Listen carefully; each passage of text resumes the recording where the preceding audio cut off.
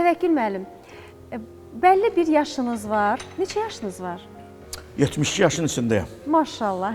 Daha heç kəsə deməzsiniz ha. Bir sizdə qaldı, bir məndə qaldı. Heç demək olmaz. Təvəkkül müəllim, baxın, 72 yaş. Düzünə deyirsiniz. Keçib onunla. 72 yaşın içində olan bir dəyərli professorumuz, əsl insan, mehriban, səmimi, olduğu kimi içdən yanan, emosional adamların hər zaman iç dünyası çox təmiz, saf olur. Onun uşaqlığı içində qalır ona görə. Bugün cəmiyyətimizdə müəyyən hadisələr baş verir. Bugün ailə meyarları dəyişir. Bugün hətta ocağa, evə dəyərlər də dəyişir. Bax, bütün bunlara münasibətiniz necədir? Bax, bu yaxınlarda artıq bu da ənənəyə çevrilib. Bu yaxınlarda bir hadisənin şahidi oldum, eşitdim və gördüm həm də.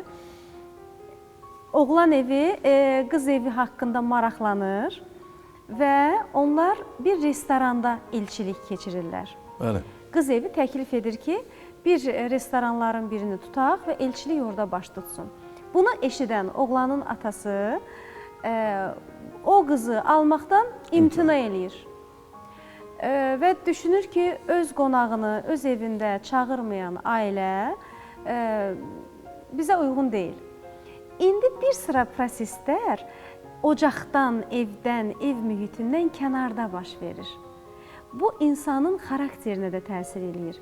Sən artıq müəyyən situasiyaları kənardan kənara izləyirsən.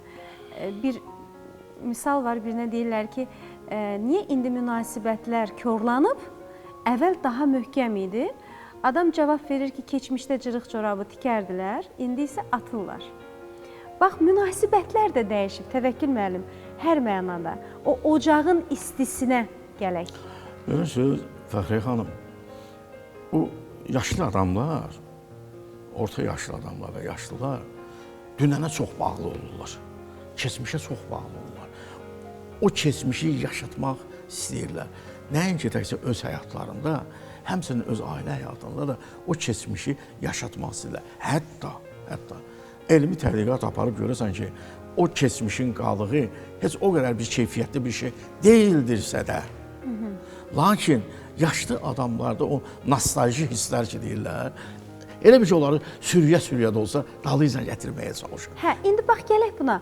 Bu yaxşıdır yoxsa pisdir? Bəlkə elə yeni ənənə daha yaxşıdır. Nə, mən indi onu deyim sizə. Mən yəni ona giriş vermək istədim ki, mən tam müasir ailəyəm. Mənim palım, paltarım, sonra az çox belə əgər ictimaiyyət danışığımı nəsə qəbul edirsə, o və cəmiyyətə münasibətdə mən müasir insanam. Lakin köhnəliyin elə gözəllikləri var ki, onları qoruyub saxlamaq lazımdır. Orada bir millilik var, bir ənənəsilik var, bir adətlər vardır. Orada yəni söhbət keçmişdən gedirsə, orada belə demək mümkünsə, hər şey var bizdən ötürü.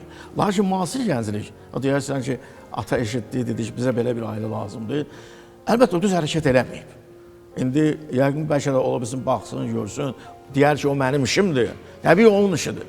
Lakin cəmiyyətə təsir eləyə bilən hər hansı bir xırda hadisə artıq bir kəsin işi deyil, o ümumun işidir.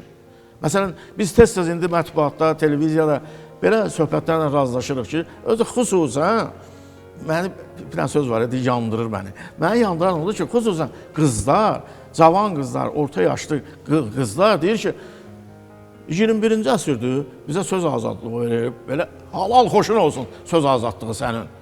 Biz səndən başqa şey istəmirik, deyirik ki, elə yaşamaq lazımdır ki, cəmiyyət sənin hərəkətlərini qəbul eləsin. Qayıdır, deyir ki, cəmiyyət qəbul edir, eləsin, eləmir, eləməsin. Başa düşmək istəmir ki, o özü, öz ailəsindən çox cəmiyyətə mənsubdur. Hər bir fərd ailəsindən, qohumlarından daha çox cəmiyyətə mənsubdur. Niyə?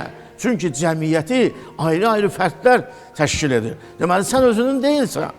Sən həm də cəmiyyətinsən, özünün olduğun qədər də cəmiyyətinsən. Ona görə də gənclər, bugünkü gənclər addım atanda düşünüb elə irəliyə getməlidirlər ki, ailədə Hətta müəyyən bir şeyləri ataya görə, anaya görə, nənəyə görə, babaya görə güzəştə getmək lazımdır. İnsan güzəştə gedəndə, güzəştə gedən adamı, yəni bağışlayan adamı Allah sevər.